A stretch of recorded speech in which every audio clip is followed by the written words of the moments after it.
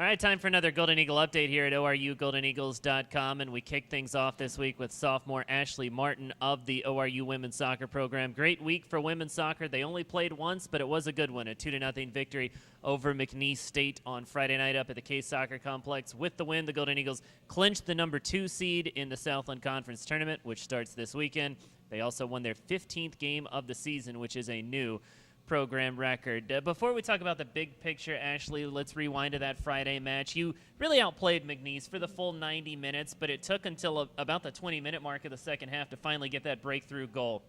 What's it like when you're playing a match like that and you know you're the better team and you just can't put the ball in the back of the net? I've got to imagine that tensions were building until you finally got that breakthrough goal from Jordan Parsons. Yeah, at halftime it was still tied 0-0, but we just sat in the locker room and we were like, we know we have this. We're going to do this for the seniors. We're like, we know a goal was going to come. So the first 20 minutes of the second half, we were kind of on top of things. Sure. And as soon as we scored that first goal, our confidence just went up and we scored another one, and we knew that we were going to win. You mentioned the seniors and wanting to win that game for them. 7 fantastic seniors, their last ever appearance at the Case Soccer Complex, and they've meant a ton to the program, from qualifying to the Southland Conference Tournament last year to now a program record for victories. Talk about what that senior class has meant to you guys. I mean, they're just kind of the core of the team right now because there's 7 of them and there's 7 strong leaders. And just their personalities and everything, it's going to be super missed next year. But also their soccer skill, a lot of them just contribute to the team. Sure. Like Jennifer, awesome, and like JP's gotten 8 goals this season, Sure. So it's going to be a miss, and we just want to win conference for them because it's their last couple games. Yeah, you want to win it for the seniors, but also last year's conference tournament, a bit of a letdown for you guys. Made it to the semifinals and couldn't get any further. Now you go to Lake Charles this weekend for the ultimate event of the season, that conference tournament. And I know the way that it ended last year, plus the fact that you've got such a great core of seniors, you guys have got to be excited about your opportunities to win. Yeah, I mean, we're really excited. We've been talking about this ever since August. Sure. And dreaming about winning and stuff. And I think this is our year and this is our time to win it, and can't be more excited. Yeah. You guys will have a bye in the first round before you play on Friday. You're going to play either Central Arkansas or Southeastern Louisiana. I know you beat the Bears in the regular season. You lost to SLU. Do you have a preference at all as far as who you play, or are you just going to go out there on Friday and play your game regardless of who the opponent is? I mean, we're just going to go out there and play as hard as we can. It doesn't matter who it is because we just want to win. And I know that we already beat Central Arkansas, but it would be nice to beat Southeastern. Sure. But they're both great teams, so we just would rather get the victory than anything else. And when you get to postseason, crazy things can always happen, but the Golden Eagles are in the Southland Conference Tournament, 2 victories away from their first Southland title and a berth in the NCAA tournament. Like we said, Golden Eagles will play Friday at 4:30 p.m. Central Time against either Southeastern Louisiana or Central Arkansas. You can watch that game live on the Southland Conference Digital Network. Sunday's championship game will start at 1:05 p.m., and you can watch that one live on ESPN3.com. If you can't make it down to Lake Charles or watch either of those games online, of course, you can read the postgame recaps right here at ORUGoldenEagles.com. Make no little plans here. It's a statement of people who think big. People who are easily frustrated with the status quo. People who want to change the world. Whatever it is that you're called to accomplish, know this. ORU is a place that inspires greatness. It's about the power of an idea, and it's about the power of change. So the only question is, what's your plan? Back for more Golden Eagle update here at ORUGoldenEagles.com. Rob Walden along with Craig Rogers of the ORU men's soccer team. Golden Eagle men's soccer played their final home match of the season this past Saturday. It was senior day up at Case Soccer Complex. Golden Eagles did lose to Denver 2-0. First place team in the Summit League, Craig, and Denver's got a fantastic squad this year. You guys battled them minute for minute, scoreless, I know, going into the halftime locker room. Had to be frustrating to let those 2 goals in the second half, though, and not be able to answer. Yeah, we came out and we set our stall out to contain them, to battle them for everything, and to basically earn our way into the game, and then to win it afterwards, like we'd earned our way in. Sure. Defensively, first half we were sound. We didn't give anything up, and second half, as you were saying, we came out and set up again, but unfortunately 2 lapses at the back have cost us the game, and I feel like it's an important lesson that's come at the right time of the season. it was disappointing. All the boys were unhappy after the game. Sure. And we felt like we deserved more from it, but we didn't get it because of those 2 lapses. But going into a conference tournament, we've got a final game next week. It's a lesson learned at the right time, and it's something we can really focus on right. Denver, I know, has gone almost 500 minutes without letting in a goal. They haven't let anybody score in conference play. What is it about them that makes them so difficult on that back line to put the ball between the pipes? They keep the ball well. They've got a good team they're well drilled. They know themselves. They know the way they play, and they play to their strengths, much like we do. I mean, our strengths are perhaps not the same as theirs, but Sure. we're a very good defensive team. We've still got one of the best defenses in the nation at the moment, and we're going to push on through that. I mean, there's no reason we can't beat them, and if we see them again, we will beat them.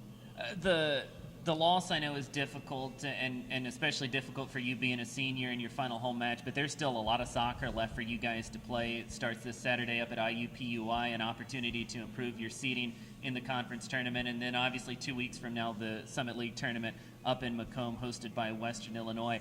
The loss on Saturday to Denver, does that provide any extra fuel, any extra motivation to close the season out strong, starting with this IUPUI match this weekend? As I said, after the game, the boys were deflated. We were angry, but we were also upset about the way we'd lost the game. Sure. And we'd built our season towards it. We'd really prepared, and we give ourselves a chance of winning the regular season championship. And that's not happened. It's not materialised for us. But if anything, like you say, it's an extra motivation to say, well, we're going to see Denver again, so we're going to beat them. You can improve your seeding in the conference tournament. Of course, you guys have already qualified for the Summit League tournament. You could finish as high as 2nd, as low as 4th.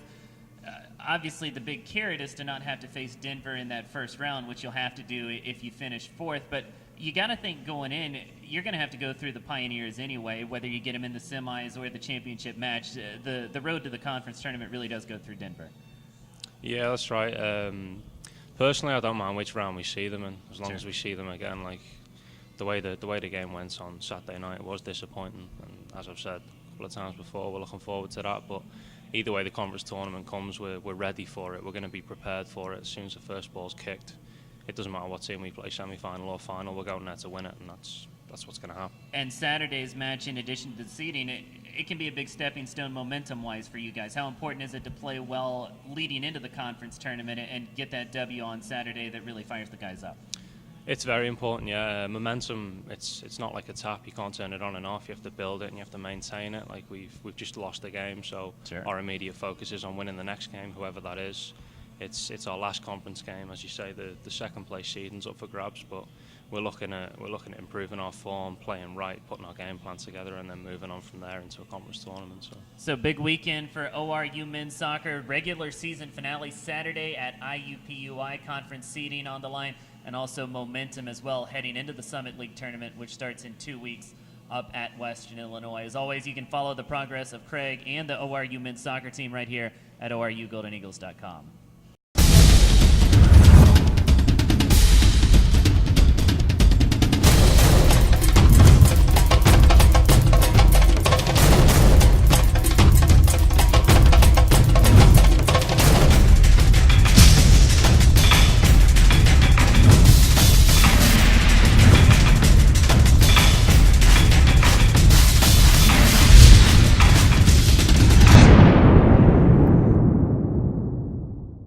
Back for more of the Golden Eagle Update here at ORUGoldenEagles.com. Rob Walden along with David Batchelder, sophomore on the ORU men's cross country team. Golden Eagles competed at the Southland Conference meet this past weekend down in Lake Charles, Louisiana. Men finished 9th in the conference. Women finished 10th. Samantha Watson of the women's team was an all-conference performer. David finished 34th at the event, tops among ORU runners. David, I know the conditions were tough for you guys, and your time was a little bit slower than you would have liked, but placement-wise, I know you shot up quite a bit over last year, and that's got to make you feel good.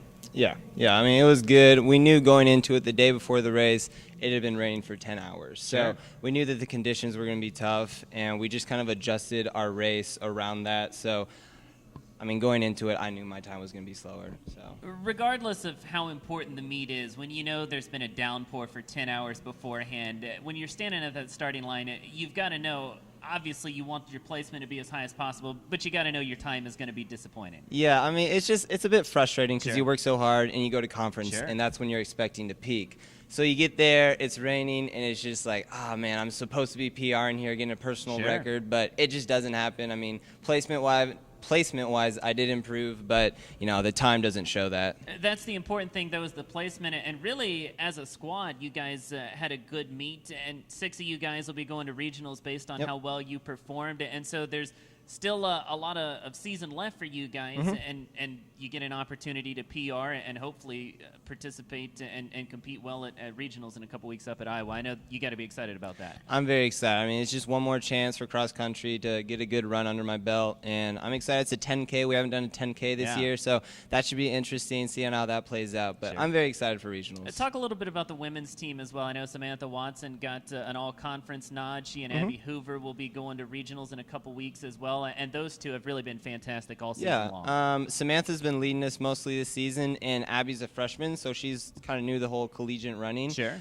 But they're both doing great. I know Sam, she would have liked to have done better at conference, but I think she told me that she went out a little too fast, Sure. and that kind of bit her, But overall, I mean, the girls are doing well. They're gonna hopefully Sam will do well in regionals, and Abby will be trailing right behind her. How so. does the training regimen change for you guys with it being perhaps the last meet of the year, but like you said, a 10K, the longest race of the year for you guys? Do you put more miles in training, or do you try to save the legs?